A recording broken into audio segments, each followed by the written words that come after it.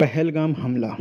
सवाल है कि पहलगाम पीओके की बॉर्डर से तकरीबन 300 किलोमीटर दूर है, तो कैसे आतंकवादी इतना लंबा सफ़र तय करके आए और लोगों को धर्म पूछ के मार भी दिया और बेखौफ होकर चले भी गए।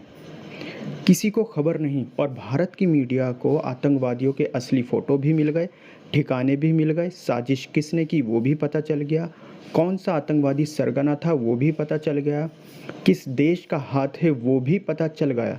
लेकिन ऑपरेशन सिंदूर करने से पहले तक आतंकी एक भी नहीं पकड़ा गया। कमाल है, ये है हमारी मीडिया, गोदी मीडिया और सरकार। अब सवाल यहाँ पर ये भी आते हैं, आतंकवादियों को कैसे पता चला था कि जहाँ उन्हें हमला करना है वहाँ कोई सुरक्षा नहीं है और इतने भारी मात्रा में पर्यटक आए हुए हैं।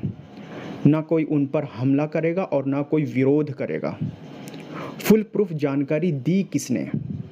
अभी तक इन सवालों के जवाब नहीं मिले, जबकि ऐसी जानकारी लोकल इंसान के पास नहीं होती है।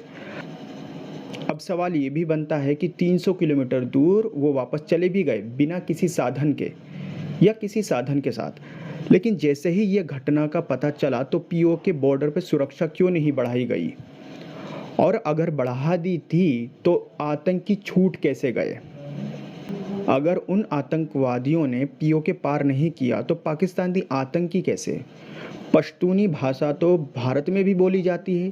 पीओके को पार करके 300 किलोमीटर दूरी का मुसीबत भरा इलाका पार करके आतंकवादी हमारे देश में आ भी गए और चले भी गए। क्या पीओके पे कोई सुरक्षा नहीं थी? क्या इस घटना को होने दिया भारत सरकार ने या किसी नेता ने? ये तीखे सवाल कोई नहीं उठा रहा।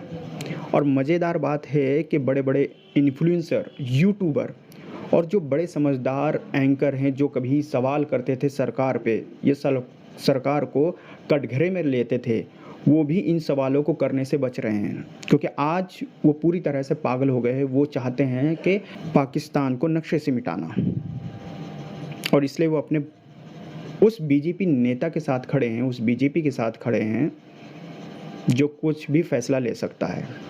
ऑपरेशन सिंदूर शुरू तो कर दिया, लेकिन जो तीखे सवाल है वो तो पूछे नहीं गई सरकार से, और जिसने सरकार से सवाल पूछे सरकार ने उनका जवाब भी नहीं दिया, बल्कि अपनी कमियों को छुपाने के लिए दूसरे देश पर हमला कर दिया, खुद को पीड़ित और सच्चा दिखाने के लिए। पाकिस्तान के नागरिकों पे बमों से हमले करके खुशी से ये दिखाते हो कि देखो पाकिस्तान की तबाही का हाल। यानी ये वो लोग हैं जो अपना खून खून, दूसरों का खून पानी समझते हैं। आतंकवादी तो वो भी हैं जो पाकिस्तान से आए थे। मैं इस बात का सपोर्ट नहीं करता हूं कि एक गलती का अंजाम सभी को भुगतना पड़े। आज भारत की यही नीति है, एक मुसलमान कुछ गलत करता है तो पूरी मुस्लिम बस्ती को उजाड़ दिया जाता है। और आतंकवादियों में और इनमें क्या फ़र्क है? क्या ये देश सिर्फ उजाड़ना जानता है? मैं इस सपोर्ट में भी नहीं हूँ कि पाकिस्तान को नक्शे से मिटाओ, क्योंकि बेकसूर जनता वहाँ भी है। जिसमें इंसानियत बची है वो सिर्फ सेना से लड़ेगा। यूँ गरीबों के घर मिटाना कोई बहादुरी नहीं होती, और ना कोई जंग का ऐलान और ना कोई बदला लेना। गरीबों के घर को निशाना बनाने का मतलब क्या है?